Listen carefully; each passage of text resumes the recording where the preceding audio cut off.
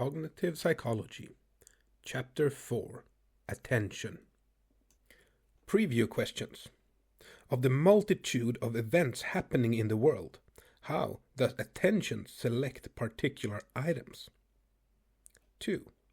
How much of the objects and events around us can we attend to, and what happens to that to which we don't attend? 3.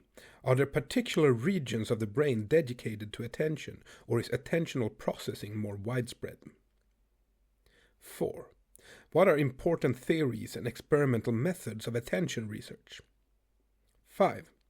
What does attention have in common with other cognitive processes such as eye movements and working memory?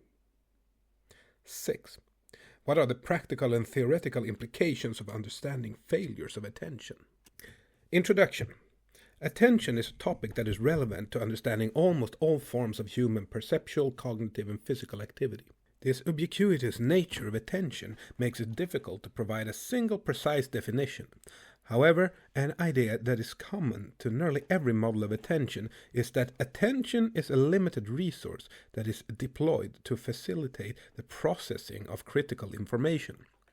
This idea was, in the words of William James in his Principles of Psychology more than 120 years ago.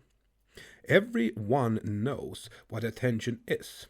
It is the taking possession by the mind, in clear and vivid form, of one out of what seem several simultaneously possible objects or trains of thought. Focalization, concentration of consciousness are of its essence. It implies withdrawal from some things in order to deal effectively with others. This is a useful description of attention that will encompass all that is presented in this chapter. Attention is key to addressing the problem that at any given time there are more activities going on in the external world and potential thought in our internal world than we could cope with. Attention allows us to stay on task and to select relevant information. Besides selection, attention can focus our energies on relevant aspects of the world. This final aspect of attention makes it important for understanding the boundaries of human performance. Since the time that James wrote the words, "Everyone knows what attention is," there have been thousands of experiments exploring attention. However, it is difficult to distill this century of progress in attention research to a short and precise definition. It turns out that research into attention has produced numerous varieties of attention that defy a common explanation. There are several possible reasons for this state of affairs. One is that attention is pervasive and can be invoked in description of nearly every cognitive and perceptual process. Thus, how it exists as an independent topic rather than something bolted onto other cognitive and perceptual theories is not always clear. However, attention is clearly a critically important topic for explaining human performance, and the number of accidents in the world that can be attributed to lack of attention show that it is of great practical importance. Moreover, as we develop artificial systems to independently interact with the world, it is proving useful to provide them with attentional mechanisms. Our presentation of attention first provides an overview of the scope of attention research, and this provides a framework to structure our understanding of attention in the widest sense. We next present a neuroscientific view of attention by discussing the different brain areas that are organized into the attention system of the human brain.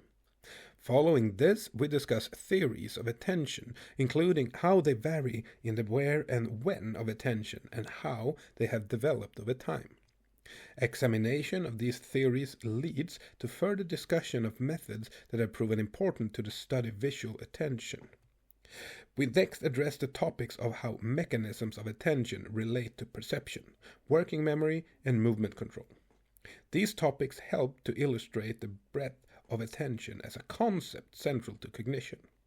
Finally, we discuss failures of attention, which emphasize that although we might think we take in all the relevant and important information in our environment, what we can miss is really quite striking. Box 4.1 Practical Application, Robot Attention. Traditionally, robots spend all their time on the factory floor doing repetitive tasks and could be programmed specifically for those tasks alone. Such a single purpose of their existence did not typically require them to deal with changes in goal states or changes in environment. However, modern robots are leaving the factory floor to take their place in less restrictive environments, and this is creating the need for attention systems to be developed so that when presented with changing environments, these robots can dynamically acquire essential information and change their goals. Here we discuss a specific case of human-robot social interaction to demonstrate how principles of attention can be used in practice to design a robot system that appears socially engaging. The case we will consider is described by Kroos and colleagues and follows their efforts to model an attentional system within a robot controller that can be used to enhance social engagement with the robot. This attention system, although inspired by studies of human attention, should not be taken as an exact model of human attention. However, it does give us an idea of how attention can be designed into a physical system. The system is called the articulated head and includes a highly realistic animation of a talking head attached to a larger robot arm, along with various sensors such as a camera, microphone, and motion sensor. The robot system was built to inhabit a physical space with humans and was deployed in a public space at the Powerhouse Museum in Sydney, Australia. In the Articulated Head project, attention was modeled as a mediator between perception and action control. This mediation includes selecting perceptual information relevant for action execution and limiting the potential actions based on the perceived context. This design principle of attention is as a mediator between perception and action can be seen in figure 4.1b, which provides a schematic of the system design for the articulated head. It can be observed from the diagram that from all the information being sensed and perceived, the central control system sees only the information that has been selected by attention. In coming sections of this chapter, we will see how such actions can be described as a filter, a spotlight, or a processing bottleneck. In the articulated head, the attention system is tuned so that the robot behavior gives an indication that it is aware of current human actions in its vicinity. Of course, although the articulated head is made of state-of-the-art sensors and computers, its awareness of the physical environment is limited. However, it is adequate to provide behaviors that appear to be neither random nor fully determined by the physical environment, thus generating a feeling within observers that it exhibits agency. The attention system was designed as an essential component to drive the behavior of the robot. If there is no environmental activity strong enough to attract attention, then the articulated head performs random scanning motions. If stimulation is not found, then it goes into a sleep mode that includes increasing sensitivity to auditory events so that it is possible to awaken with a noise. Sleep mode is programmed to eventually end, and if the attention system is not activated, then the articulated head does some stretching movements. When awake, if there is a single person in the visual field, then the attention system will follow the movements of this person. But if the person stands still and does not make a sound, attention will fade. However, if the face detection software registers a face to confirm that the person is looking at the robot, then it will speak a phrase from its repertoire of opening lines. I am looking at you. Did we meet before? Or are you happy? Or mimic the perceived head posture. Similarly, there is a proximity sensor integrated into the information kiosk in front of the robot, and if a person is standing near to the kiosk, then this will highly activate the attention system. If several people are detected in the vicinity, then the behavior of the articulated head is somewhat more difficult to characterize, but the attention system will switch its attention from person to person depending upon whether it detects their faces, movement, voice, or other sensory input. The attention system has been demonstrated to be an important part of the articulated head in driving human-robot interaction and demonstrates how attention at a conceptual level can be applied to engineering design. A taxonomy of attention. One way to deal with diversity of attention research is to develop a taxonomy to organize the various studies.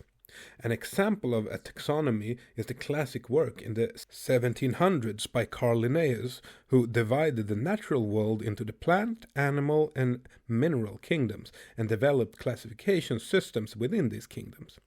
Taxonomies are useful for delineating the major boundaries within a large structure that helps one to see the relationship between different elements. A taxonomy of attention has recently been developed by Chun et al. Chun and colleagues break attention down to two basic categories of external and internal attention. External attention refers to selecting and controlling incoming sensory information, while internal attention refers to selecting control strategies and maintaining internally generated information, such as task rules, responses, long-term memory, and working memory. Internal attention involves regulating our internal mental life so we can achieve our goals. For example, if we go to the shop to buy milk and a newspaper, it is internal attention that keeps us on task, so we do not return hours later with no money, milk, or newspaper. Internal attention is crucial for jobs such as being a guard, where vigilance is essential. External attention is influenced both by goal-directed processes, where we are searching for particular sensory information, as well as stimulus-driven processes, where sensory events such as loud noises and bright lights draw in our attention. For example, if we have seen the friend we are to meet across a busy street with many cars and people, then external attention makes us aware of the changing traffic signals to cross safely and enable us to keep sight of our friend in the crowd. In the presentation of attention in the current chapter, we do not cover all the areas of the taxonomy. We emphasize external attention with a concentration on the modality of vision. Our discussion of internal attention is more limited, though we do discuss proposed relationships between attention and working memory. Working memory is covered more extensively in Chapter 6, and we discuss it here only in relation to attention. The attention system of the human brain. The taxonomy of attention had its major division between internal and external attention, and thus it is not surprising that similar division is found in the most influential model of the attention system in the human brain.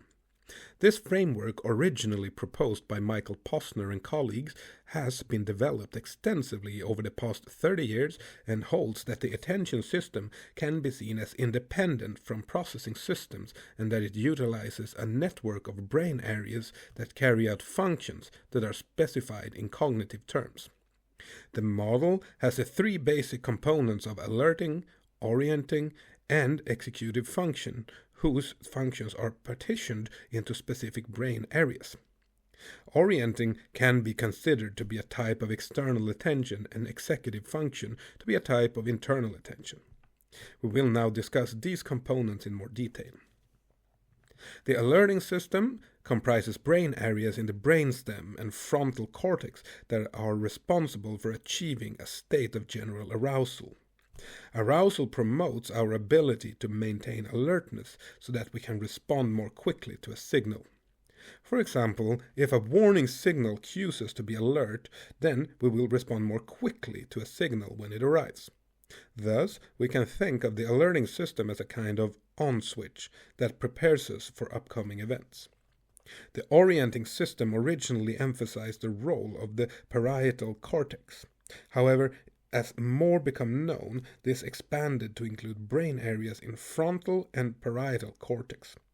In particular, an influential review of the literature by Corbetta and Schulman divided this orienting system into two networks that take on different roles in directing attention to events in the external world.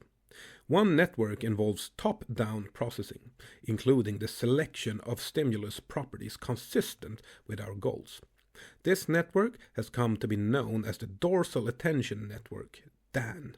and includes parts of the intraparietal cortex and the frontal eye fields found in the superior frontal cortex.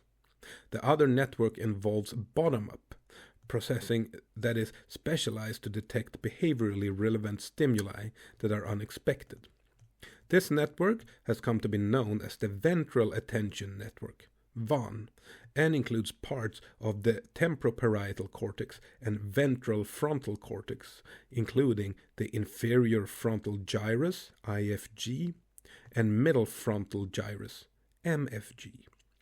The ventral attention network has the important property of being able to break through processing of the task-based dorsal attention network, so that one can reorient attention to unexpected but relevant aspects of the world.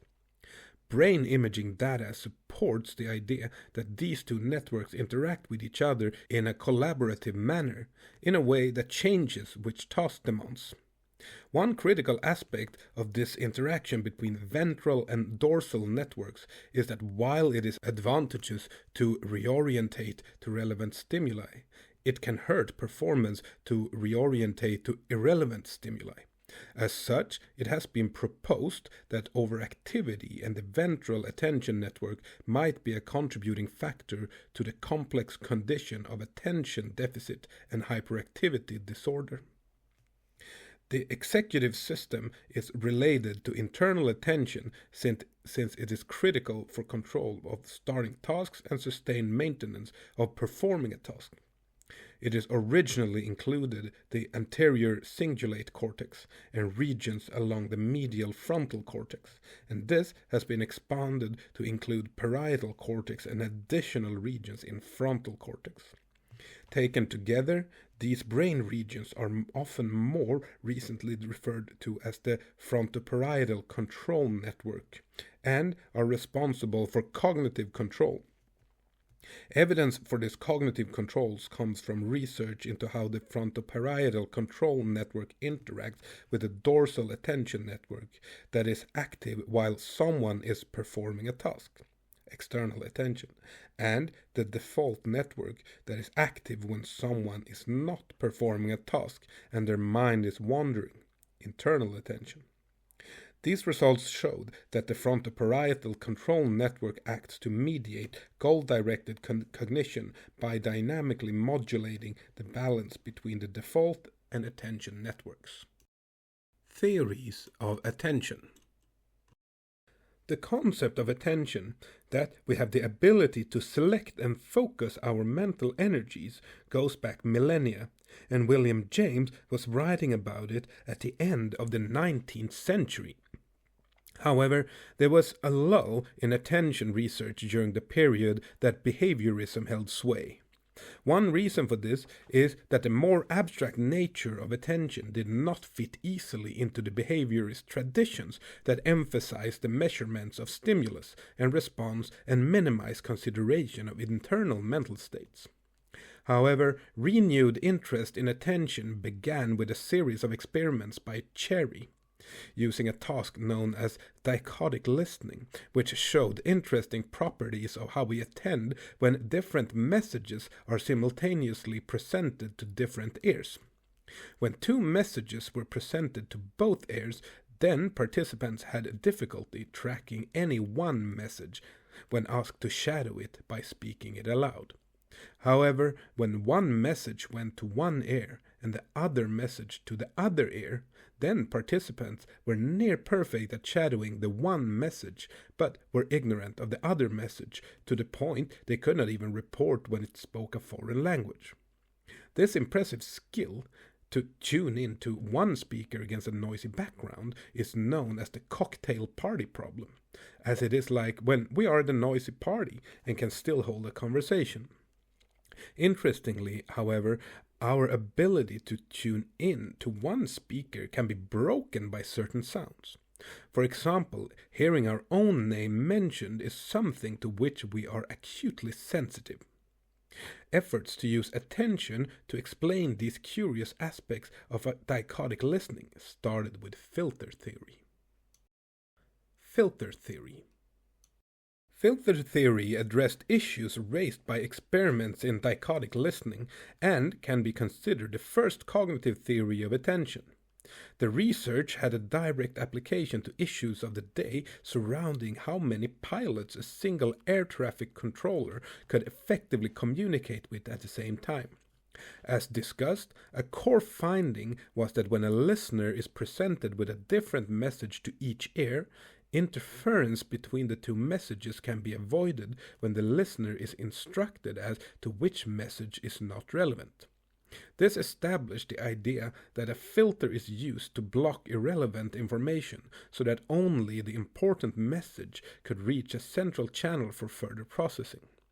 Filter theory used the metaphor of radio communication where the goal is to get the important information on a piece of wire so it can be transmitted to a receiver. In this case, the receiver was considered to be our conscious awareness, and the issue was what information should attention select to put on the wire. Prior to accessing the central channel was a buffer that contained unprocessed information, such as the pitch and other physical properties of the incoming sound. However, only one signal was let through the filter, and all the other information in the buffer was flushed away. This aspect of the model, that only one signal was let through and all the other information discarded, was termed early selection and proved controversial. Research by Deutsch and Deutsch proposed a model of late selection where more extensive processing was performed, leading to all stimuli being identified, but only those attended to given access to further processing. In a similar vein, Traceman suggested modifications to the filter theory of Broadbent, replacing the total filtering of irrelevant information with filtering where the intensity of the irrelevant information was diminished but not totally eliminated.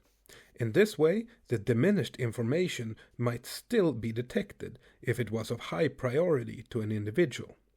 This modification helps to explain why we can hear our name being said even if we are attending to another stream of speech, since it is of great personal relevance to know when we are being talked about.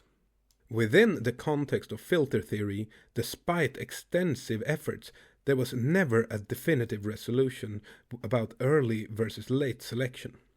The question, however, is of general relevance since there are trade-offs between early and late selection.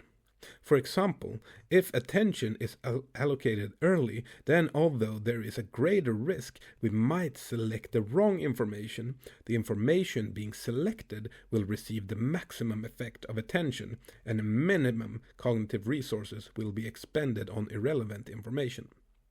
If attention is allocated late, then we will decrease the chance that attention is allocated incorrectly, but we will necessarily expend cognitive resources on irrelevant information. A framework for dealing with this trade-off in predicting the level of processing for unattended stimuli was provided by Lavie in load theory. The core idea of load theory is that the amount of processing an unattended stimulus will receive depends upon how difficult it is to process the attended target. If the principal target is easy to process, then attention resources will overflow to irrelevant factors, and these will be identified, indicative of late selection. However, if the principal target is difficult to process, then the irrelevant factors will not appear processed, indicative of early selection. A final point to make is that regardless of whether attentional selection is early or late, filter theory imposes an important constraint of how attention functions. This constraint is that there is effectively only one channel of output to further processing, and thus attention forms a bottleneck for information processing. For this reason, filter theory is also known as bottleneck theory. While filter theory focused on where in attention the bottleneck occurred, the theory we will discuss next, resource theory, focused on the size of the bottleneck. Resource theory. A new theory of attention was proposed by Kahneman that also held attention to be limited. However, instead of the limit being the information capacity of a single central channel, attention was treated as a limited resource to distribute appropriately. The idea of a limited resource was motivated from the metaphor of the brain as a computer, where various resources are available within the computing system and attention acts to get the right information to the central processing unit, CPU. Such a formulation allowed more flexible modeling of how attention could be allocated across single and multiple input channels. The model also incorporated aspects such as the arousal of the individual and how different tasks influenced attention. In the following paragraphs, we will discuss how different research based on resource theory approached the allocation of attention across space and the challenges this presented for the theory. The idea of attention as a resource is evident in research into vision that use the metaphor of a spotlight to describe how the resources of visual attention were distributed over space. Just like a spotlight can be shown on the location of a scene we want to observe, it was argued that the resources of attention can be shown on specific visual locations of interest. It is important to note that this spotlight of attention was shown to be able to move around the visual scene even when the eyes do not move. Movement of the eyes toward a subject signal an overt shift of attention, while moving attention when keeping the eyes fixed and attention moves is a covert shift of attention. This ability to move the spotlight of attention around is useful in certain kinds of social situations where we are interested in watching somebody, but it would be awkward to look directly at him.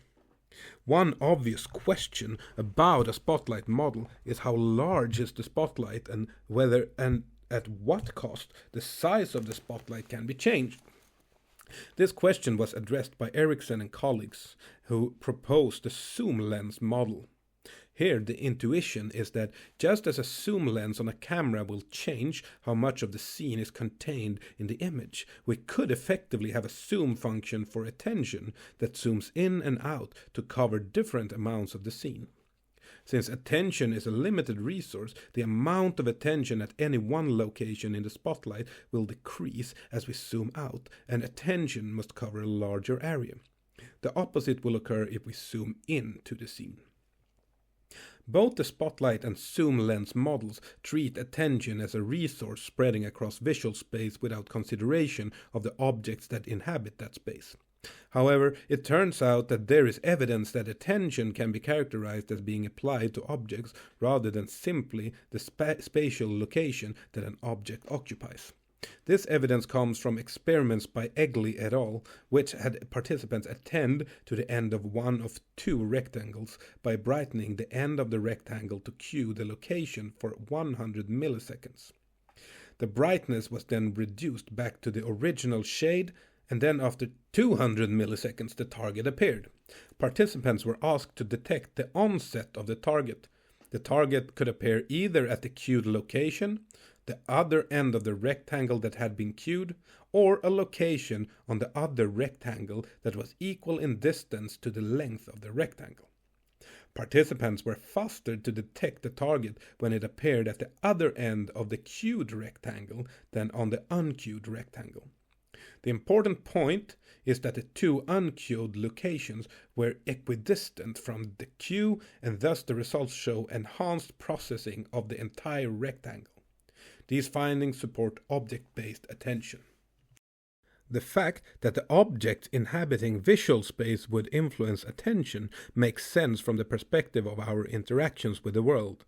For example, as we are navigating through the environment, the spatial positions of all the objects in the world are constantly changing, and thus attaching attention to the object rather than the location would be an advantage for sustaining attention. Further explorations into object-based attention investigated whether once attention is attached to an object, it is attached to the entire object or perhaps only the parts of the object that are relevant. The results are mixed, with some studies revealing that there is a tendency for all the features of the object to undergo obligatory processing by attention. However, some more recent evidence suggests that only object features that are relevant for the task to be performed are processed. Consideration of both the spotlight of attention and object-based attention raise the question of how the limited resource of attention is allocated. This interest in how we can distribute attention gave rise to dual task studies of how attention is used to perform two tasks simultaneously. With a dual task paradigm, task performance is measured individually for each task alone, and for when both tasks are performed simultaneously. Typically, performance is lower when performing both tasks simultaneously. Moreover, when performing both tasks simultaneously and asked to invest a greater percentage of effort in one of the tasks, participants are able to do so relatively to the other task. These results are consistent with the notion that attention is a limited resource that is shared between tasks. When tasks are performed simultaneously, resources are split between the tasks and performance goes down due to decreased resources available for the individual tasks. Additionally, when resources are strategically diverted to one task, performance goes down in the other. This view of resource limitations was shared by theories of Norman and Bobrow involving resource limits, which held that once the resource limits was reached, tasks would interfere with each other in competition for the limited central resources. Experiments using a dual task paradigm revealed that some task combinations systematically appeared to cause less interference with each other. When tasks were more dissimilar to each other, there was less of a reduction in performance when performed together. For example, two auditory tasks or two visual tasks will show a greater negative effect than an auditory task combined with a visual task. This suggests that the idea of a single central attention resource is not fully adequate to explain human performance and motivate the development of multiple resource models. With multiple resources, one assumes that there are independent pools of resources, each of which is limited. Thus, a given task will compete with some tasks for the same resources, but with other tasks there will be no competition. A schematic representation illustrating Wicken's model is provided in figure 4.5. The first dimension of the model is processing stages that include perception, cognition, and responding. The second dimension includes the processing modalities of visions and auditory input. The third dimension includes the codes, spatial or verbal, for how the input will be processed, and this separation is carried through to the response stage, where a response will be manual or spatial, or vocal or verbal. Our ability to do multiple tasks will depend on how far apart they are on the relevant dimensions. Being close along any one dimension implies competition for resources and a necessary reduction in performance. Although it has proven difficult to precisely specify the basis of the different resources, such models have been very influential in the applied area of designing man-machine interfaces, as they provide a means for predicting how different interfaces will affect human performance. Driving a vehicle is a common man-machine interface, and we can use it to illustrate how Wicken's model depicts which dual task will be taxing. For a first task, let us consider driving on a familiar road with a quiet passenger and with no radio or music playing. When driving, we need to navigate while obeying traffic signals, and this requires us to continuously be running a loop of perception, cognition, and response. For the proposed condition of quietly driving a familiar road, we perceive a visual world and transform it into appropriate manual commands with little cognition. If, for our second task, we are shown a map that is upside down and asked to point the direction to an unknown landmark, then we can see that this task will compete with both vision and manual response, as well as task cognition, and thus would cause a larger decrease in driving performance. If instead our second task were to respond to our passenger about what we thought of the weather today, then this would require verbal processing and a verbal response requiring little cognitive load, so would not be taxing since it didn't compete with driving. As a final point, we can add that the great majority of evidence shows a decrease when performing two tasks simultaneously, and the question is more whether or not the decrease will be severe rather than whether it exists or not. Although resource theory promoted a rich body of research considering how attention could be distributed across space and modality, it has one theoretical drawback. This drawback is the problem of circularity regarding mechanisms of how attention is allocated. Namely, to maximize efficiency, attention should be allocated to the most important events. But how can attention know what the important sensory events are in all cases? If we give attention too much capability in evaluating the incoming stimuli, then it no longer seems like attention. Moreover, studies of resource allocation generally examine how the resources were allocated across different tasks, and the criticism was raised that it is possible that when performing dual tasks, participants should somehow rapidly alternate all of their attention between the tasks. A conclusive experiment to show that this rapid switching does or does not occur has proven elusive.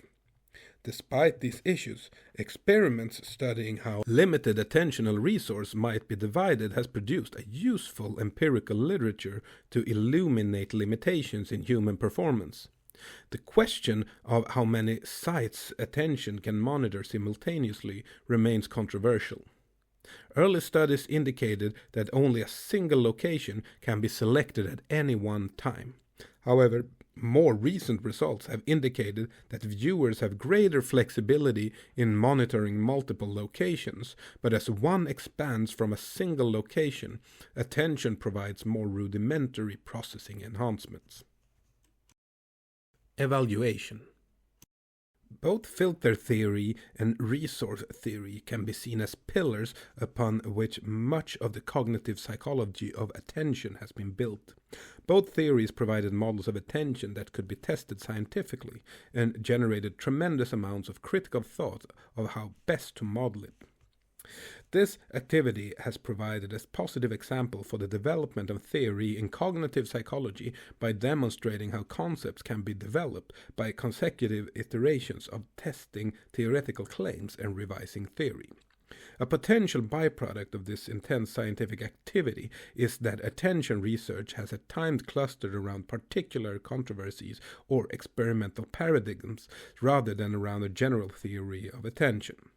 However, despite any drawbacks of fads and controversies, it is acknowledged that this activity has generated process in our understanding of attention. Of course, there are some criticisms of these theories of attention. One criticism is the use of metaphors to conceptualize attention. For example, it is mentioned by Gilhooly that the use of metaphors, for example, the radio metaphor for filter theory, the computer metaphor for resource theory, or the metaphor of attention as a spotlight, helps to promote ambiguity and provides a cover-up of precise definitions. Though, in defense of this use of metaphors, it has been proposed that they have been crucial in assisting the science of attention to progress. Related to this point, it was argued by Posner that the metaphors of attention were helpful in advancing attention research by placing discussion in a common context of information processing. Another criticism of theories of attention is that there are too many different phenomena that all go under the same term of attention. While this multiplicity of phenomena is clearly a factor that needs to be acknowledged, the issue can be addressed by the taxonomy of attention, which, by organizing the diversity of possible attentional viewpoints, provides a systematic way forward for future research. It can be noted that other integrative accounts of attention are available from different viewpoints. For example, using a clinical neuropsychological perspective, Cohen has combined the basic cognitive theories and behavioral aspects of attention with what is known of the brain systems of attention to produce a neurobehavioral model of attention. This model views attention as the byproduct of four related but distinct neurobehavioral sets of processes that enable 1. Sensory selection, 2. Executive control, 3. Focusing of resources relative to capacity limits, and 4. sustained attention, vigilance, and persistence of response. This section has focused on theory, and we end with a presentation of how these theoretical advances might be put to use in understanding and advancing human performance. In particular, how video game play and other technological means might be used to enhance attention. Box 4.2 Practical Application Video game play in enhancing cognition and attention. Over the past decades, video games for entertainment have become a global phenomenon, generating widespread use and billions of dollars of revenue. During this time, research has demonstrated that video games are capable of engaging human cognitive, emotional, physical, and social processing systems. In particular, action video games such as God of War, Halo, Grand Theft Auto, Call of Duty, and League of Legends have been consistently related with a number of cognitive abilities including perception, attention, multitasking, and spatial cognition. Answering the question of whether video game use leads to improved performance in cognition and attention has required the development of strict experimental methods. Results of this research indicate that the regular playing of action video games appears to develop enhanced attention that enables individuals to perform faster without loss of accuracy. Most importantly, this advantage is not isolated to only the video game in which they have become expert, but transfers into general attention tasks. Enhanced performance reported in game players includes improved spatial attention as well as the number of objects that can be attended to simultaneously. While there is still limited evidence as to the mechanisms involved, a recent review suggests that peripheral vision and the dorsal attention network appear to receive the greatest enhancement from video game play, and that it takes at least 20 hours of play for any changes to be seen. Besides action video games for entertainment, there is the serious gaming community that is interested in using video game technologies and approaches to address real-world problems. One of the domains of interest to serious gaming is training in medicine. One study explored how gameplay influenced the ability of medical students to perform a simulated surgery using endoscopy. 3 groups of medical students were involved. One played a 3D first-person shooter game, another played a 2D non-first-person shooter game, and the remaining group played no video games. The experiment went on for 5 weeks, and the video game participants had to play for between 30 and 60 minutes, 5 days a week. Although both gaming groups performed better on one virtual endoscopy task, only the 3D first-person shooter group also performed better on a second virtual endoscopy task.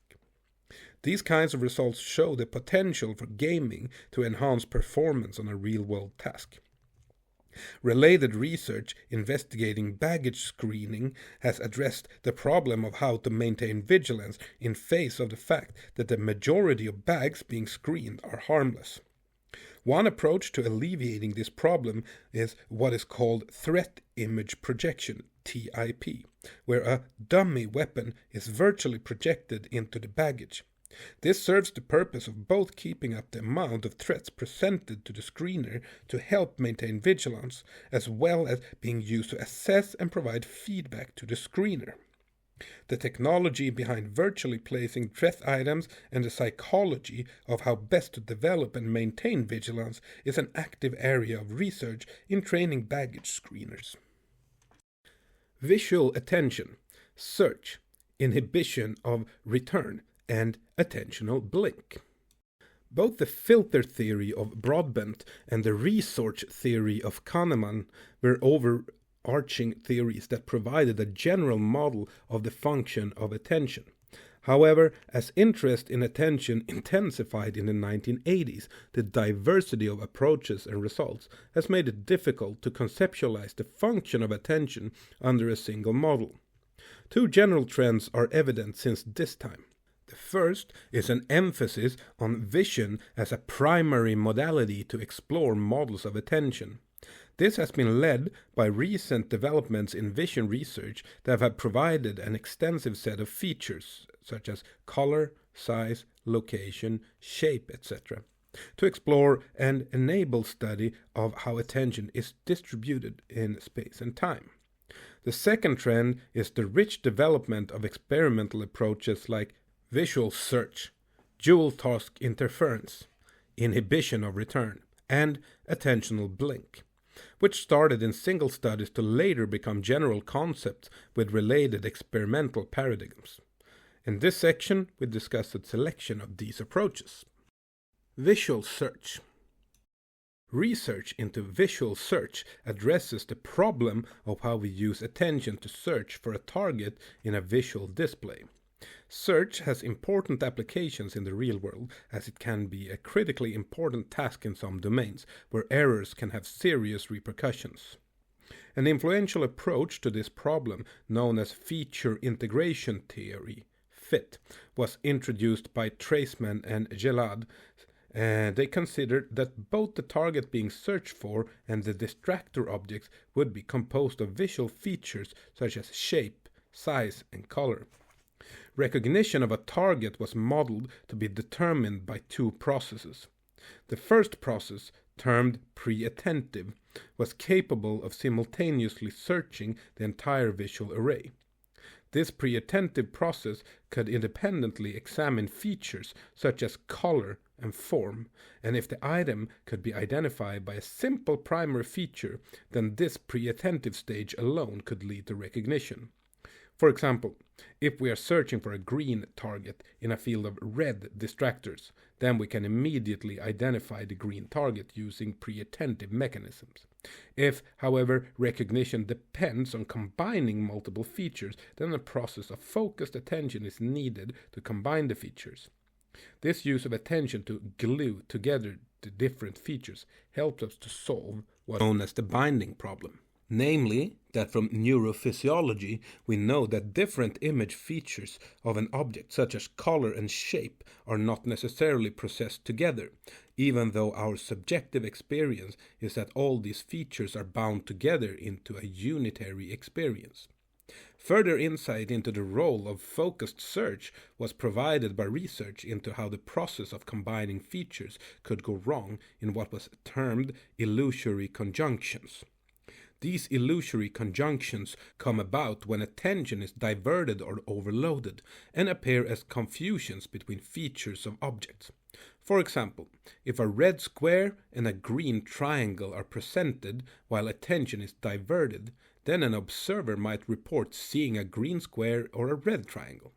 This provides evidence that the features have been processed, but due to the lack of attention, they have not been correctly bound together. Further research into visual search has led to a new and evolving model known as guided search. A diagram of the model is shown in figure 4.7, in which we can see similarities to and differences from FIT. The main similarity is that what Treisman and Gilhooly termed focused attention can be found in the selective pathway, and just like with FIT, it is important for binding features for recognition. Differences with feature integration theory include that although the pre-attentive stage still exists in the form of early visual processing, emphasis is given to how this analysis forms an abstract representation where particular features can be used to guide attention at the point of the attentional bottleneck. Another difference is that the addition of a non-selective pathway which analyzes collective aspects of the visual input to guide attention. The problem of guiding attention is reminiscent of resource theory, where attentional resources were managed. However, resource theory models ran into issues with circular reasoning, since efficient management seemed to require knowing what was being attended to before allocating the resources. To avoid this issue of circularity, the guidance information is not sufficient for recognition of complex scenes or objects, but can be used to facilitate processing at the attentional bottleneck. For example, the guidance arising from early visual processing can highlight the utility of a particular feature, such as color. Similarly, the non-selective pathway has access to information about the image that is insufficient for recognition, but can inform the likelihood of what the scene is being viewed.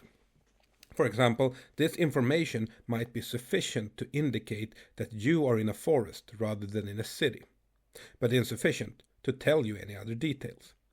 This capability has been termed obtaining the gist of a scene. One of the defining characteristics of the non-selective pathway is that it uses distributed attention.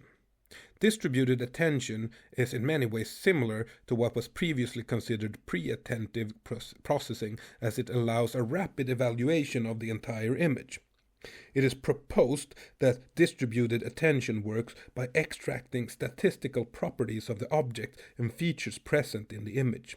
These statistics enable one to perceive the overall layout and structure of the image, but are insufficient to enable recognition of particular objects. It is important to note that distributed attention acts not only simply by considering the image information at a coarser scale than focused attention, but rather provides a relational analysis of the whole image. Research has explored which visual features are accessible to rapid statistical assessment for use in distributed attention. These features include orientation, contrast texture, and size, as well as velocity and direction of motion. An example of this ability to perceive statistical properties of an image is shown in figure 4.8 for the perception of size. In these experiments, observers were shown two groups of circles to the left and right of a central fixation and were asked to judge which side had the larger average size. Observers performed this task rapidly, demonstrating that they were able to use distributed attention to find the average size of the two groups of circles. How this averaging can be accomplished has been addressed in a computational model of distributed attention averaging that was able to account well for human performance at judging average size. Evaluation. Visual search has been and continues to be a very active field of research within the domain of attention and has found success in applications to everyday scenarios, such as what factors influence the performance of airport baggage screeners. The diagrams presented in figures 4.7 and 4.8 provide a schematic of the basic architectures of these systems. At the heart of these approaches have been quantitative models that enable prediction of how efficient a search will be given a particular set of targets and distractors. These models have been forced to evolve as researchers develop new visual configurations that challenge existing model predictions. For example, one challenge to these models of visual search has been data that support the view that rather than the number of test items, it is the number of fixations that more effectively predicts search performance. Another challenge to the early models of visual search was that testing precise model predictions has often relied on the use of tightly controlled visual displays that are inherently artificial. However, this issue has been addressed by the study of search in natural scenes to advance our understanding of search. Moreover, research into the role of attention in visual search is being used to study attention in foraging behavior, like, for example, finding the proper coins to pay a cashier at the checkout, where there are multiple targets of different types in potentially complex environments. Inhibition of return. If attention is attracted to an event in the visual field, there will be facilitation of processing around this location. However, after attention moves away, this location suffers from delayed responding to events. This phenomenon was first described by Posner and Cohen and named inhibition of return. As the name suggests, the mechanism promotes searching novel locations rather than returning to one that has already been examined. It has been proposed that inhibition of return is used in foraging behavior to help the searcher not return to locations that have already been explored. Inhibition of return begins around 250 to 300 milliseconds after attention has been directed to a location, and this inhibition appears to have a duration of around 3 seconds. It was originally shown to exist with locations in space, but it has also been shown to exist on attention directed to objects. The original experiments of Posner and Cohen also showed that inhibition of return was coded in environmental coordinates rather than being fixed to the eye's retinal coordinates. They showed this by demonstrating that eye movements could be included during the inhibitory period, and the effect was still observed. Inhibition of return has been combined with the idea of saliency maps in computer vision to search an image. Image salience indicates which parts of the image are going to draw in attention based on purely the visual features. An influential description of how bottom-up attention based on saliency might work was provided by Koch and Ullman. They discussed how different visual features such as size, color, etc. might combine to form a single map of conspicuity based on which parts of the image were most different from their surrounds.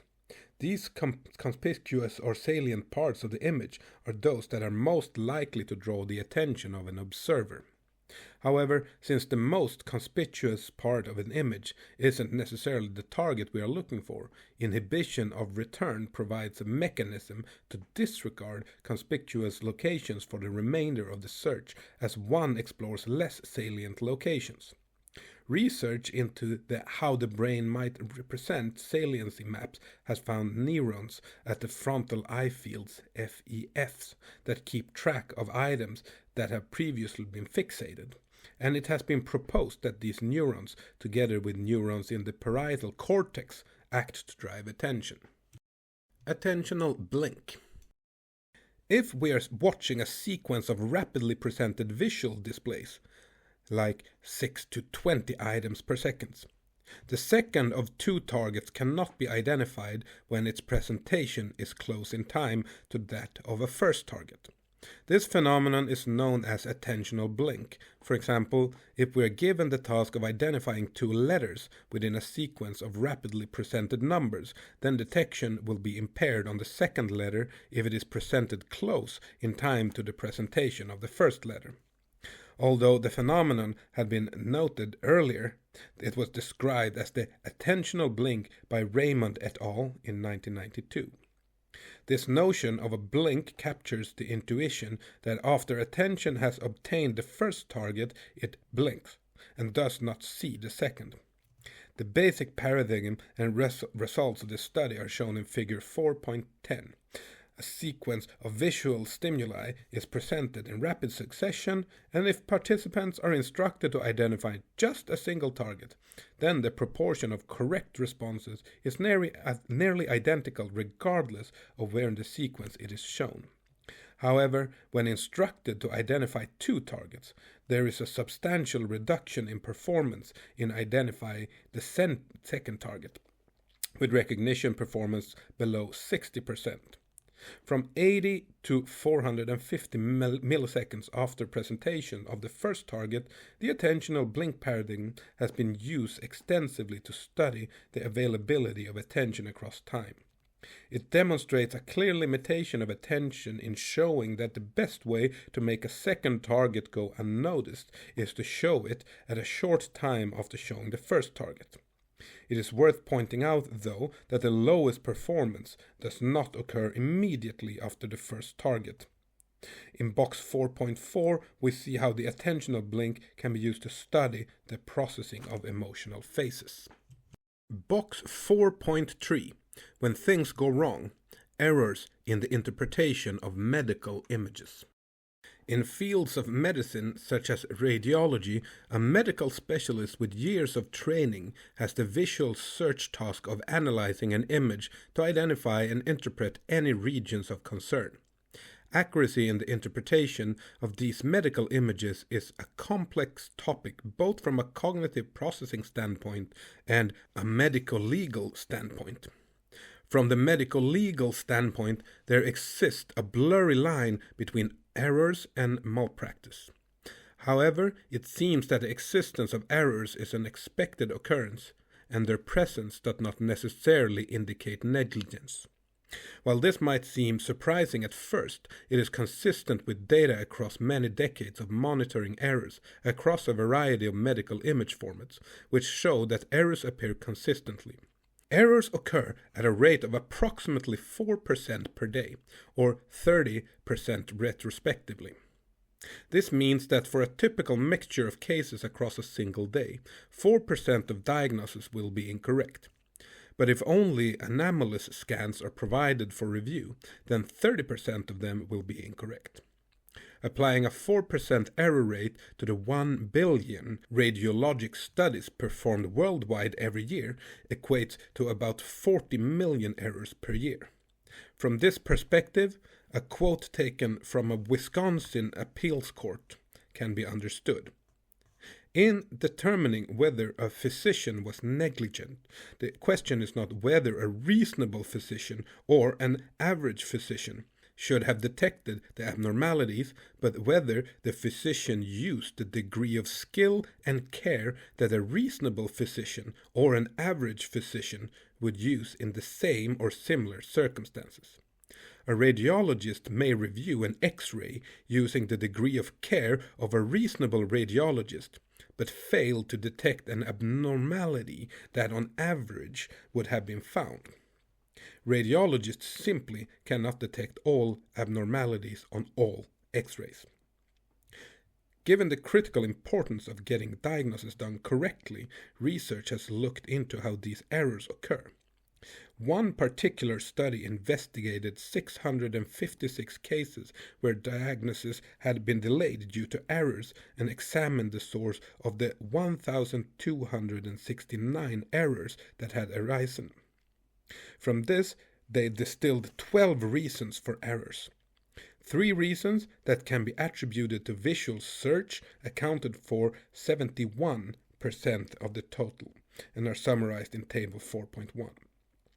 None of the other 9 reasons individually accounted for more than 9% of the errors.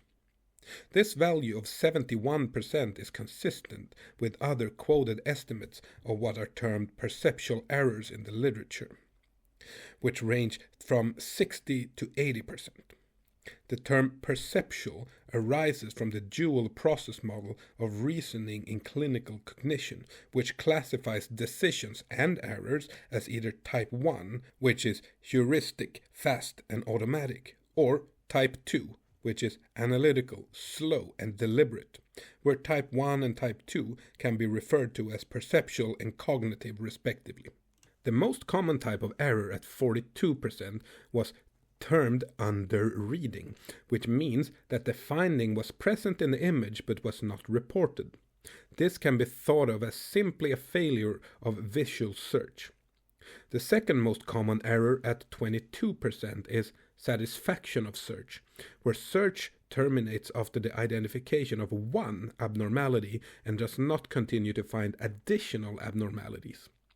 This can possibly be considered as cognitive biased and highlights the ways in which low-level image feature processing and high-level aspects of knowledge and motivation interact for visual search to complete properly. Addressing these issues in visual search is complicated as reading the scan is considered to be the outcome of years of practice to develop automatic processes of visual search. However, research addressing how to reduce errors exists and covers a range of factors. At a very practical level, it has been noted that fatigue of eye-focusing muscles, which can be more prevalent at the end of a shift, can diminish performance, and this can be addressed with additional rests. In relation to visual search, several ideas have been proposed. These include schemes to systematically explore an image to ensure that all regions are observed, computerized systems to facilitate perceptual learning, and machine learning techniques of artificial intelligence to develop new tools to assist humans in their visual search.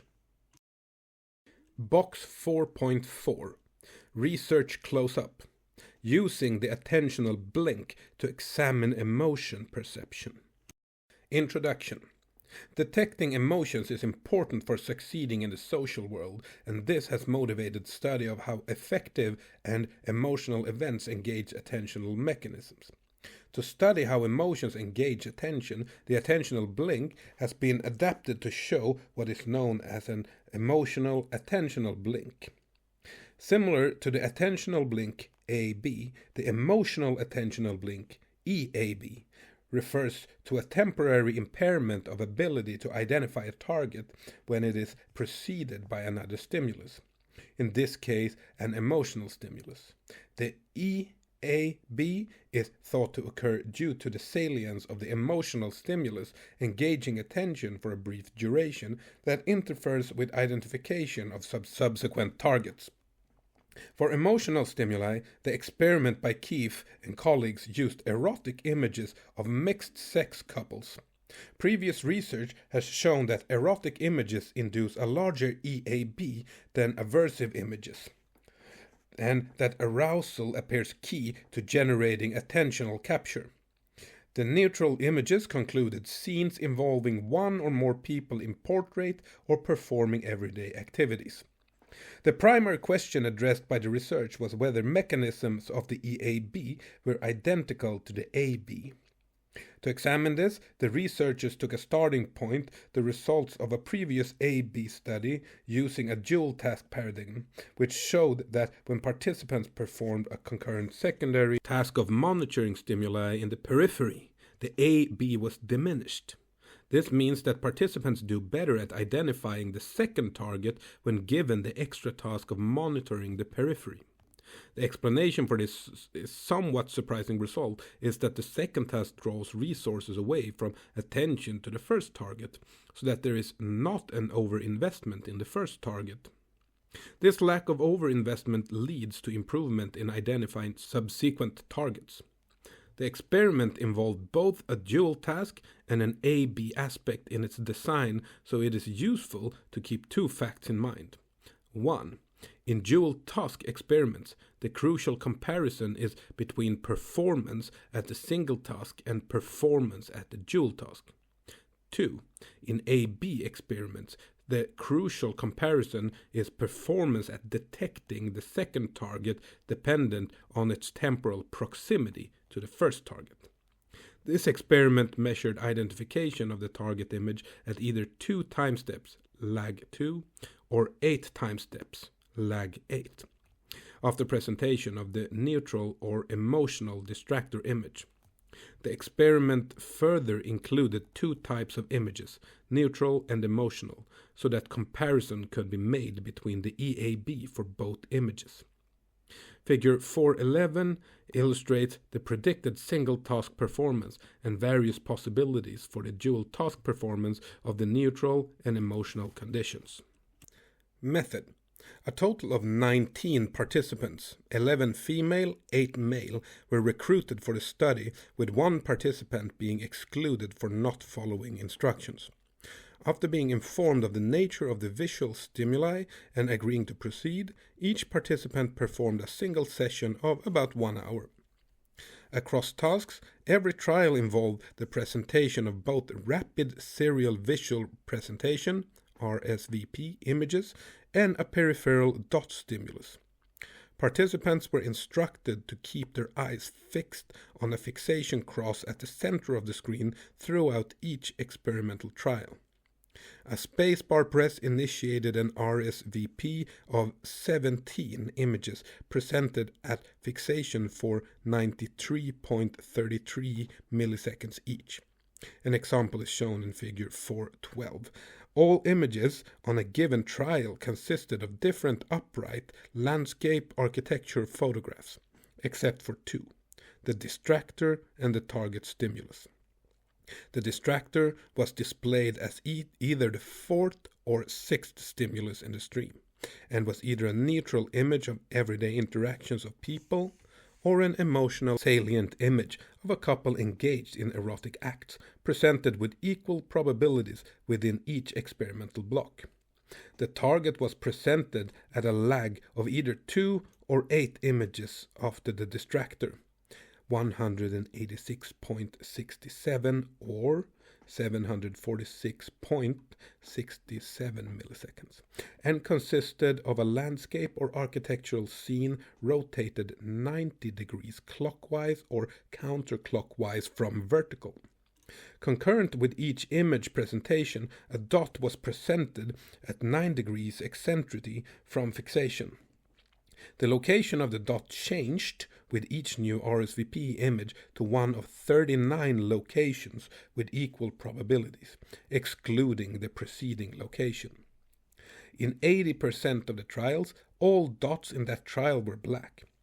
In 20% of the trials, one of the dots appeared red rather than black for one 93.33 millisecond image frame. The red dot could appear at any time during the RSVP stream, excluding the time of the first, second, or final image. In the single task condition, participants had only to identify the direction in which an image was rotated. In the dual task condition, participants had to both identify the image rotation and whether a red dot had appeared. Trials when the dot appeared red were not included in analysis, as these would have included extra processing of the color change. Some additional aspects of the experiment, including a rating of vividness of the target and a condition where the location of the red dot was cued, are not presented in this summary of the experiments. Results are shown in figure 413. For the single task, when a distractor was emotional, there was a decrease in performance at lag 2, but not lag 8, indicating the expected EAB. When the distractor was neutral, there was a high level of performance regardless of the timing of the distractor, lag 2 or 8. For the dual task, there was an EAB for both the emotional and neutral distractors, though it was less for neutral images. Discussion. Results in the single task replicated previous results and demonstrated a clear EAB. The prediction that, like the AB, the EAB would diminish when there was a second task was not obtained. This result indicates difference between the EAB and AB, indicating that the overinvestment explanation does not apply to the EAB. This further demonstrates that once an emotional distractor begins to be processed, regardless of instructions to distribute attention to a concurrent task, visual attention does not quickly disengage, thus leading to a blink in subsequent target detection. The finding that increased attentional load in the dual task condition resulted in an apparent EAB for neutral images was surprising. One possible explanation is that it resulted from a general decrease in performance with increased load. Another point is that even the neutral images have some salience to attract attention, as faces are known to attract increased attentional processing, with positive faces being reported to require fewer attentional resources. Attentional mechanisms in perception and working memory. In our presentation of theories of attention, we discussed attention as something separate from other perceptual and cognitive functions. It is, however, possible to embed attentional mechanism within other functions. In this section, we cover two such examples. The first discusses how to achieve effects of attention within mechanisms of low-level vision, while the second describes similarities between attention and working memory. A neural mechanism of attention in primary visual cortex. As an introduction, we will review the time course of neural activity in the brain associated with seeing a stimulus. The first component of activity is known as the feed-forward sweep, which describes how incoming sensory information travels across the brain. The primary visual cortex responds 40 milliseconds after a stimulus onset. By 80 milliseconds, most secondary visual areas are activated, and by 120 milliseconds, activations can be found throughout the cortex. Once an area is activated, it can interact with both higher and lower brain areas in a mode of recurrent processing.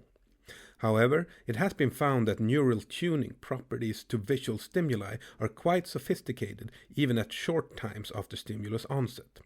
From this consideration, it is evident that neural mechanisms of attention could be effective in the very first stages of encoding visual stimulus, by tuning neurons to best encode properties of interest.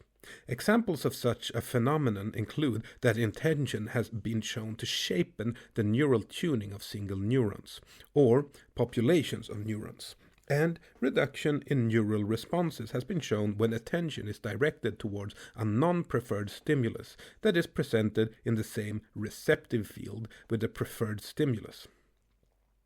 Various neural models have been proposed to explain how attention can selectively amplify the visual response of neurons. Recently, a unifying model has been proposed by Reynolds and Heger that incorporates the capabilities of many of the previous series and explains a variety of experimental results regarding how attention operates at a very early level of the neural encoding of visual information. The model of Reynolds and Heger, called the normalization model of attention, focuses on two functions of attention. 1. The capacity to increase sensitivity to faint stimuli presented alone, and 2. The capacity to reduce the impact of task-irrelevant distractors when multiple stimuli are presented. To achieve this, they developed a computational model of early stages of image processing in the visual cortex. In the model, the input, which is termed the stimulus drive, is multiplied by an attention field and divided by a suppressive drive to obtain the effect of attention on perception. The suppressive drive includes the interaction of all the attended and non-attended elements of the visual input. An example of how the model works is shown in figure 4.14 for the case of observing two sets of vertical lines. One set to the left of fixation that is not attended, and one to the right of fixation that is attended. The normalization model represents the stimulus drive and subsequent stages as a neural image, in which the brightness at every spot of an image corresponds to the response of one neuron. In this example, the brightness of the stimulus drive corresponds to the sensitivity of a neuron to line orientation. The stimulus drive is the neural image of how orientation in the image is represented, if there were no effects of attention.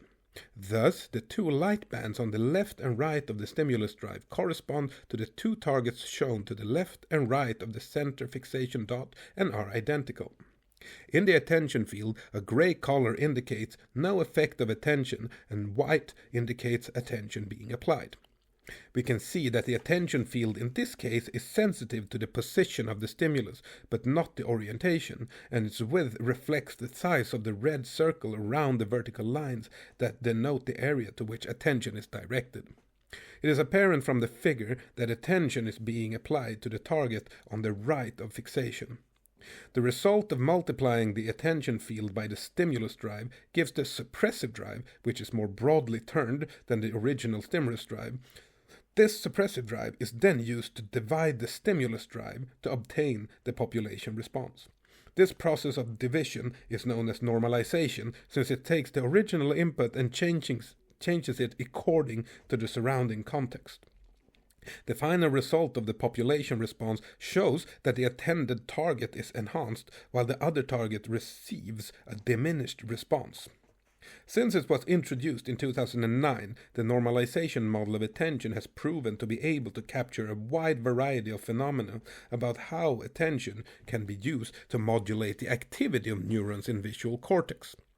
The concept of normalization has been applied to understand the dynamics of integrating sensory signals, and neurophysiological mechanisms for obtaining normalization of signals have been proposed. One limitation of the model is that it is effectively a static model, and this has been addressed to obtain a model that is dynamic and can respond to input stimuli that change over time. Attention and working memory.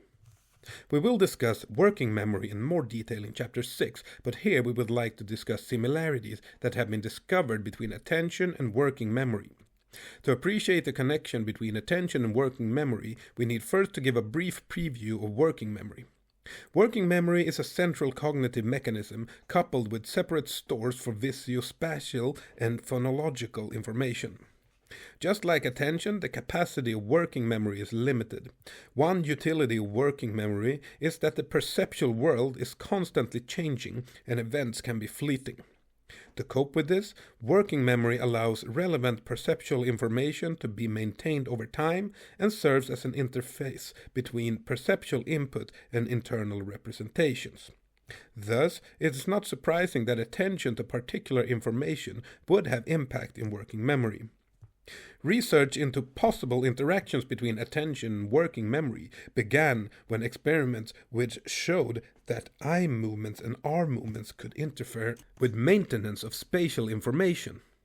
This observation led to the proposal that maintenance of spatial information involves covert shifts of attention. Further experiments showed that visual processing at locations that have been memorized is better than processing at locations that have not been memorized. This result is consistent with the notion that the memorized locations are the focus of attention. Moreover, the close relationship between attention and working memory was illustrated in further experiments that showed that if participants were forced to direct their attention away from locations held in working memory, then their ability to recall these locations was impaired. These interactions between working memory and attention are not limited to spatial information. Similar effects have been found for shape information. Despite similarities between attention and working memory, they remain distinct in their operation. Behavioral evidence for this includes that the capacity limits of working memory cannot be explained solely by attentional factors. Brain imaging experiments have also revealed details of differences in encoding by attention and working memory. The question of how attention and working memory interact with each other continues to give rise to interesting questions about the basis of these two cognitive functions. Box 4.5. Research close-up. Using a dual task to examine attention and working memory. Introduction. To test the claim that spatial selective attention could be directed towards a location stored in working memory, Aw and colleagues performed a seminal dual-task experiment. Their prediction was that improved efficiency in visual processing would be obtained at locations stored in working memory. In particular, they tested whether impairing the ability of participants to direct attention towards locations in working memory would result in a corresponding decrease in memory accuracy. Method. The basic setup of the experiment is shown in figure 4.15a. For the dual task conditions, individuals performed both a spatial memory and a color discrimination task. At the beginning of the experiment, participants would be presented with a cue at a particular spatial location and given the task of keeping in memory the location of this cue. They would next perform a color classification task to a target that was either a small disk that required a shift in attention or a large disk that did not require a shift in attention since it was large enough to cover all the potential memorized locations. The color classification task involved judging the color from a possibility of red versus pink or blue versus purple. Finally, a probe would be presented, and participants had a second task to decide whether the probe was or was not at the same location as the cue. For the single task conditions, the experimental conditions were identical, except that more colors were used, and importantly, no classification of the color was required. Thus, observers first saw a cue and were asked to keep the location in memory. Second, saw a small or large disk, and then only gave a memory judgment of whether the probe was in the same location as the cue. Results. The two important results to examine are performance on the spatial memory task and performance on the color discrimination task. Performance on the spatial memory task showed decreased performance for the dual task, and in particular accuracy was worse when the small disk was used, which required a shift in attention. This result shows that taking attention away from a location in working memory causes a decrement in memory performance. Performance on the color discrimination task showed a decrement in performance for the shifting condition. This result indicates that there was interference between the color discrimination task and maintaining the location of the cue in spatial working memory. These results are crucial in demonstrating that spatial attention plays a beneficial role in the active maintenance of location information. Discussion. In the taxonomy of attention presented at the beginning of the chapter, working memory was located within internal attention, while attention to spatial locations was located within external attention. However, the results of this experiment help to establish that due to the interaction between spatial attention and working memory, the boundary between internal and external attention is not distinct. Attentional mechanisms in controlling actions. Attention and motor cognition relate to each other in several ways. For example, attention appears related to the intention to act as well as how we perform actions. From these factors, several lines of research into motor attention have arisen. Most notably, the close relationship between spatial attention and eye movements has motivated what is known as the premotor theory of attention, which relates motor preparation to spatial attention. In addition, once we are performing a manual action, such as reaching to a target, it has been shown that attention to the target influences the reaching movement. The premotor theory of attention states that the brain circuits are responsible for guiding eye movements to spatial locations are also involved in boosting sensory processing to the same locations. One implication of using the same circuitry is that there would be a functional equivalence between the intention to produce an eye movement to a location and the development of attention to that location. At a very general level of specification of the brain anatomy for attention and motor control, this theory is consistent with what we know about brain organization. Both attention and motor control utilize brain networks involving the frontal and parietal regions. See the earlier section in this chapter that deals with the brain's organization of attention in chapter 3 for more on motor control. At a more detailed level of brain anatomy, examining the circuitry in the brain at a microscopic level, the evidence is mixed for shared brain circuits between attention and motor control. Early evidence from stimulation of neurons in the frontal eye fields FEFs of the frontal cortex showed that stimulation of locations in the FEF can produce both saccades and attention-like behavior. However, subsequent evidence suggesting that within the FEFs, this stimulation was activating multiple neuronal systems has weakened the empirical support for common brain circuitry. Despite difficulty in proving shared circuitry, it still appears that, consistent with premotor theory, there are functional links between eye movements and attention-related increases in sensory processing. Thus, there is ongoing research into premotor theory regarding functional equivalences between motor control and attention. For example, evidence has been provided that small eye movements toward a stimulus are required for attentional modulation of neuronal activity. Similar to the way it has been found that sensory processing of that location is facilitated when an eye movement is planned to a location. Moving a limb to the vicinity of a target changes the allocation of attention to the target. For example, it has been found that placing one's hand near a target, even when there is no reason or advantage for the hand to be in that location, changes the processing of a target. These findings suggest that the presence of the hand results in attention being deployed to the region near the hand. Going beyond just the presence of a static hand, similar changes to attentional processing are found when planning and performing reaching and grasping movements. In fact, it is even found that properties of the movement trajectory are influenced by the salience of the target and distractor objects. Moreover, these effects appear to be modulated by task demands, and it has been argued that the experiments exploring attention in action production demonstrate such a high degree of interconnectedness between movement intention, target selection, and attention that it motivates a need to reconceptualize attention. Failures of attention. Change blindness. Although we are very good at understanding the gist of a scene, we are not always so impressive in our capability to apprehend details of a scene. Convincing evidence of this comes from a phenomenon known as change blindness.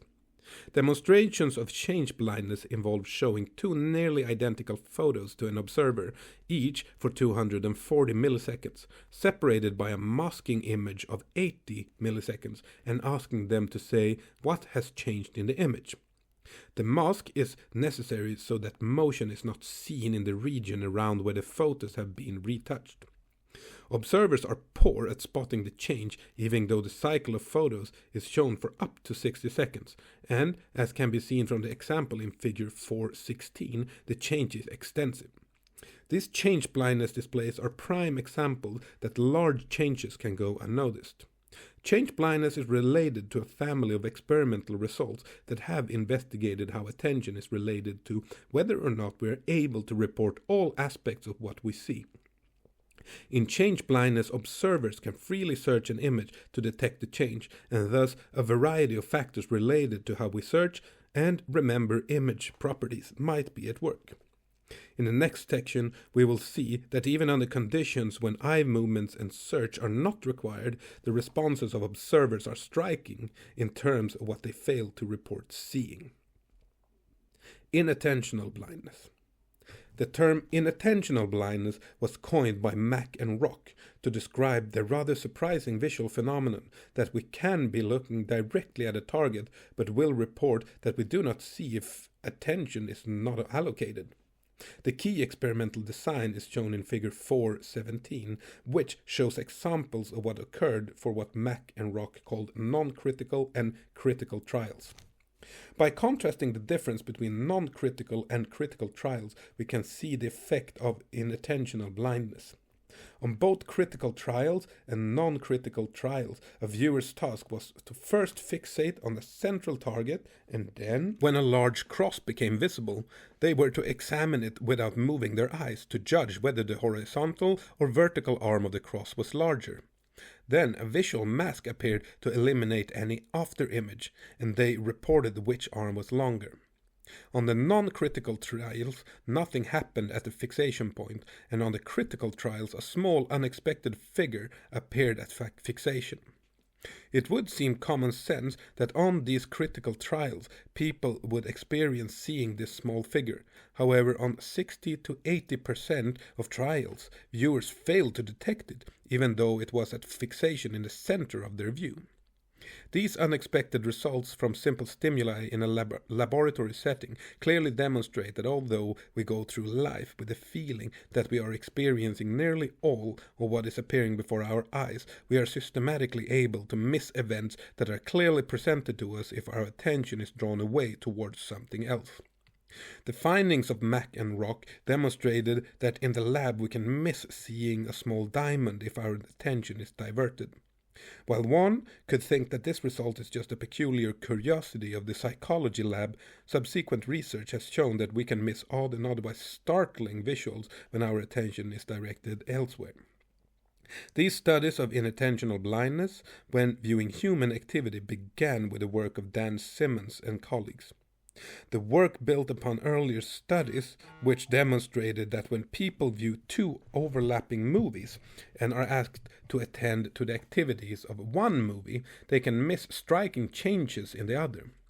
For example, if a movie of people passing a basketball was overlapped with a movie of people slapping hands and people were asked to attend to the basketball movie, they could miss when the hand-slapping game changed to handshaking.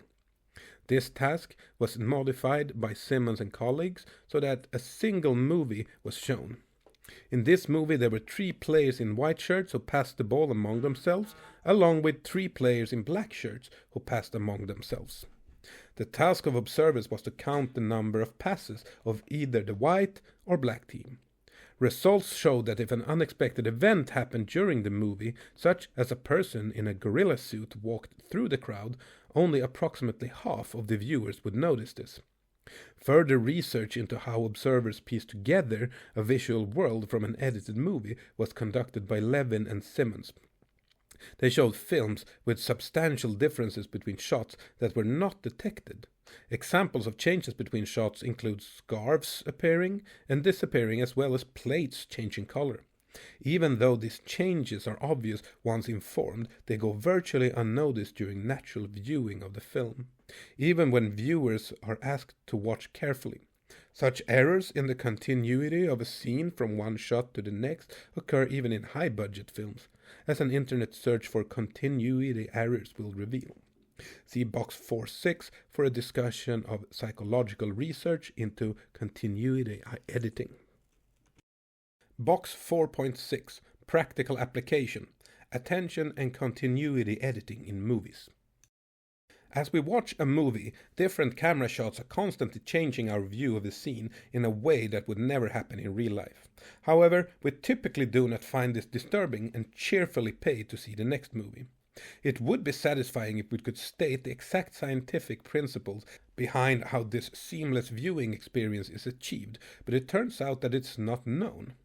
Talented editors and filmmakers are in effect applied psychologists with expertise in guiding our attention through a movie. It has been argued that the evolution of filmmaking has led to timings of shot structures that best match the human attention systems. Work by Tim Smith has discussed how attention is manipulated in cuts from one shot to the next to obtain a continuous experience. As he points out, the explanation from the early days of filmmaking about why continuity editing worked was that we do not find cuts obtrusive, since we can make the cut follow the expectation of the viewer. For example, if one shot ends with someone turning their head to look at a particular object, then the next shot can show that object so as to guide attention from one shot to the next. This simple trick of initiating movement before a cut enables viewers to do more quickly orientation to the content of the new shot and to be less aware of the editing. This phenomenon was explored by Smith and Henderson in a study that used feature films to examine how different types of edit cuts affected perception. They compared 4 types of edit cuts for viewers' awareness that a cut had taken place. These 4 types of cuts were 1. Cuts between scenes. 2. Cuts within a scene. 3. Cuts that matched action. And 4. Cuts that matched gaze. Results show that within scene and match action cuts had respectively 25% and 32% of cuts missed, while between scene and gaze match cuts had around 10% of cuts missed. These results were consistent with the intuition used in continuity editing of film, that cuts would guide attention as well as provide a viewer with changing and optimum views of the action, add interest to the viewer, and engage them with the narrative. Engagement of the viewer with the narrative promotes inattentional blindness, and this also helps to explain why these edit cuts are most invisible to an observer. An interesting aspect of this research application is that the practitioner art of telling stories by moving images has become so advanced that most of the issues psychologists study aren't currently major practical problems, since effective tools of the trade to present a visual narrative have evolved through a century of development. Nonetheless, filmmaking is a dynamic industry, and both filmmakers and scientists are interested in how future practice can be shaped through a richer understanding of why current techniques are successful. In particular, research examining visual narratives is beginning to be able to describe how basic visual processes systematically combine to aid understanding of the depicted story. These findings might ultimately help us to better understand how the visual narrative interacts with the processing of film edits.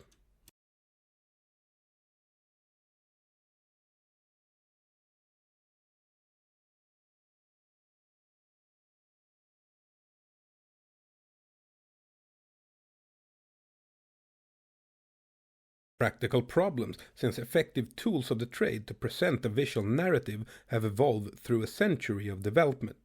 Nonetheless, filmmaking is a dynamic industry, and both filmmakers and scientists are interested in how future practice can be shaped through a richer understanding of why current techniques are successful.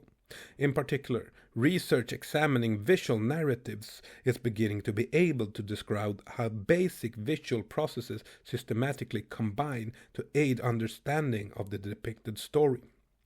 These findings might ultimately help us to better understand how the visual narrative interacts with the processing of film edits. A real-world activity in which inattentional blindness has been reported to occur is driving, and it can contribute to serious accidents. When driving is combined with any other task, the scene is set for dual task effects to decrease performance in driving due to attentional resources being consumed by the non-driving task. For example, individuals have reported driving through red lights without stopping while apparently looking directly at a traffic light signal. Even though they could see that the light was red, their attention was diverted to another activity like speaking on a mobile phone, and this compromised their ability to attend to the driving environment. Our susceptibility to miss important aspects of the world has been revealed by scientific study of magic. Box 4.7 discusses this further. Box 4.7. When things go wrong, attention, misdirection, and magic. In many ways, magic is a field unto itself. When young children try to explain how a trick worked, they often resort to supernatural explanations that take magic at face value and report simply that magic was the method used to perform the trick. However, a more critical view from the perspective of cognitive psychology suggests that magic works by capitalizing on human cognitive limitations. As such, it has been suggested that the scientific study of magic holds potential benefits for both magic and cognitive psychology.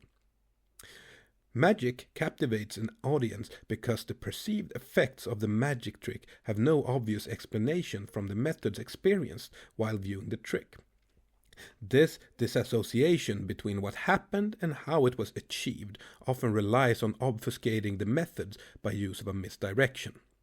Misdirection in magic is a complex topic that involves explaining how a magician can direct an observer away from understanding the methods used to achieve a magical result. It is argued that misdirection can act at many different psychological levels, including perception, memory, and reasoning. Here we will focus on the role attention can play to enable misdirection. In their discussion of a psychologically motivated taxonomy of misdirection, Kuhn and colleagues outline a detailed framework for how attention can contribute to misdirection.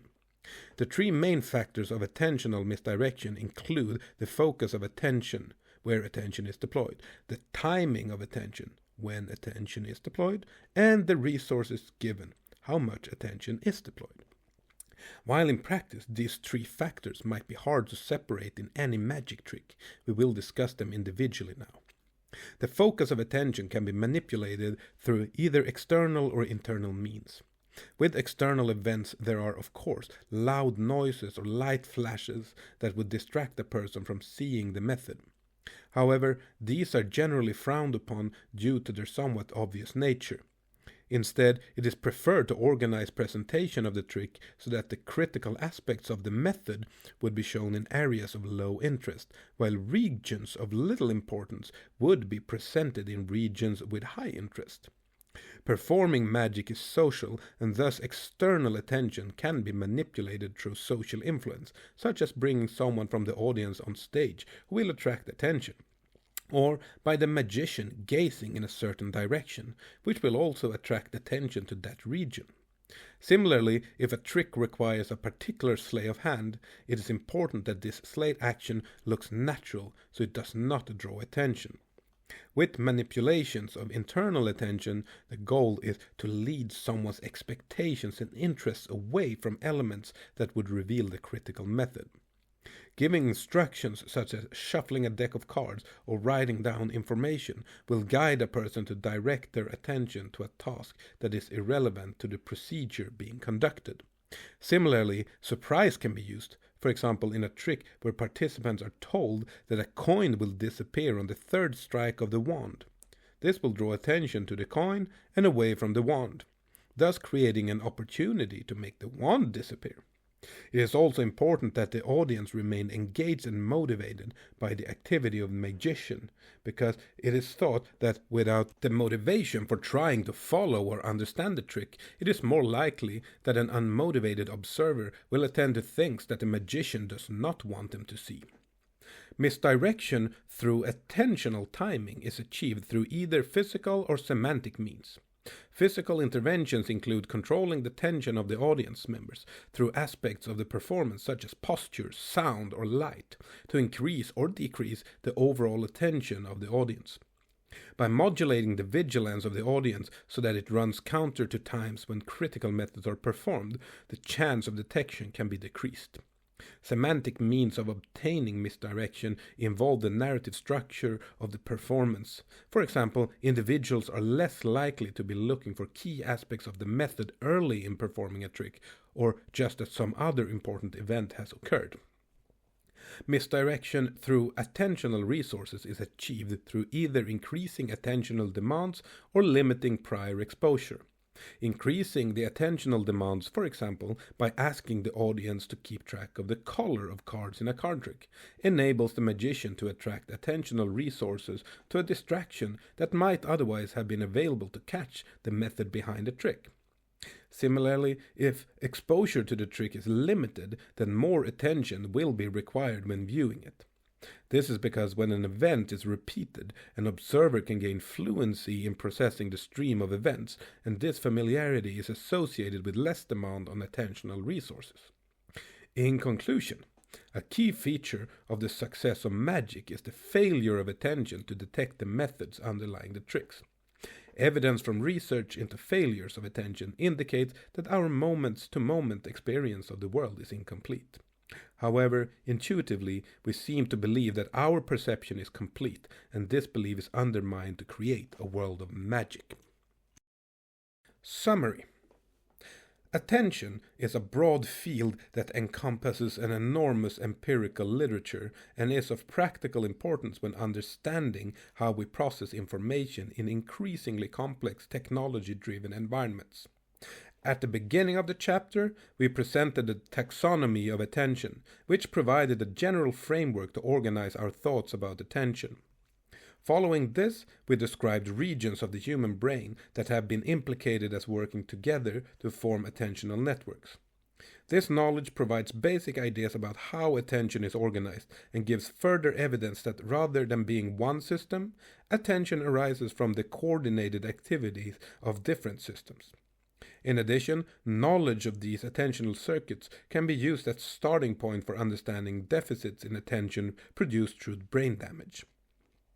We next give an account of the development of theories of attention, such as filter theory and resource theory, which served as important building blocks in cognitive psychology to develop a science of attention.